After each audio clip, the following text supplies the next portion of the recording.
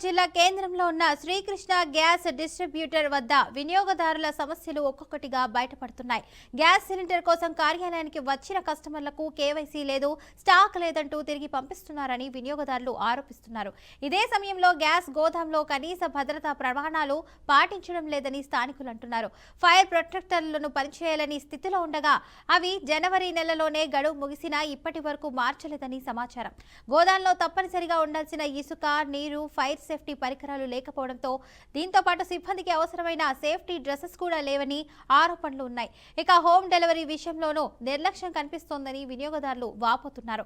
ప్రభుత్వ నిబంధనల ప్రకారం గ్యాస్ బుక్ చేసిన 3 రోజుల్లో హోమ్ డెలివరీగా అయితే చేయాల్సిన ఉండగా ఇక్కడ మాత్రం ఆ నిబంధనలు పాటించడం లేదని అంటున్నారు. ఇక హోమ్ డెలివరీ చేసిన తర్వాత డెలివరీ బాయ్స్ అదనపు ఛార్జీలు వసూలు చేస్తున్నారని కూడా స్థానికులు ఆరోపిస్తున్నారు.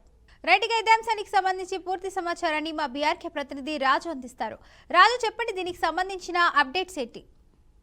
ఫాతిమా, ఆసిఫాబాద్ జిల్లాలో గ్యాస్ డీలర్లు కనీసం రూల్స్ పాటించడం లేదు. అయితే ఆసిఫాబాద్ జిల్లాలో శ్రీకృష్ణ గ్యాస్ డిస్ట్రిబ్యూషన్ అయితే పైన వినియోగదారులు అయితే పలు ఆరోపణలు చేస్తున్నారు. ప్రధానంగా ఏదైతే ఈ శ్రీకృష్ణ గ్యాస్ డిస్ట్రిబ్యూటర్ సంబంధించిన వాళ్ళు ఎవరైతే ఉన్నారో, వాళ్ళు కస్టమర్స్ ఎవరైతే వినియోగదారులు ఉన్నారో వారికి కనీసం కేవైసీ లేదంటూ స్టాక్ లేదంటూ కస్టమర్లను వెనక్కి పంపుతున్న పరిస్థితి ఉంది. కేవైసీ లేకపోవడం వల్ల గ్యాస్ కనెక్షన్, గ్యాస్ ఇవ్వము అంటూ వారిని వేధింపులకు గురి చేస్తున్న పరిస్థితి ఉంది. కనీసం వారి గోదాంల వద్ద అయితే కనీసం భద్రతా ప్రమాణాలు పాటించడం లేదు.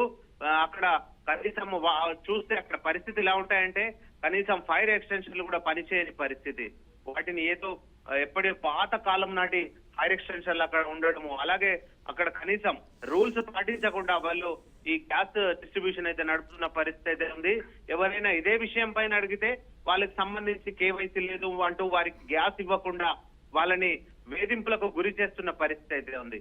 అయితే ఇంకా అక్కడ ఫైర్ సేఫ్టీ పరికరాలు కూడా లేవని చెప్పి స్థానికులు అయితే ఆరోపణలు ఉన్నాయి. అలాగే సిబ్బంది కనీసం వాళ్ళు డ్రెస్ కోడ్ మెయింటైన్ చేయని పరిస్థితి ఉంది.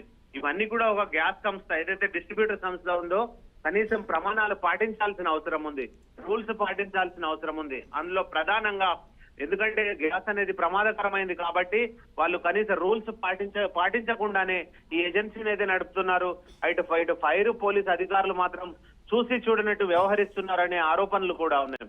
అక్కడ ఒక ఏజెన్సీ నడపాలంటే ఖచ్చితంగా వ్యాలిడ్ గ్యాస్ ఫైర్ ఎక్స్టెన్షన్లు ఉండాలి, దానికి సంబంధించి ఇసుక ఉండాలి, ఇసుక బకెట్లు ఉండాలి, నీళ్ల బకెట్లు ఉండాలి.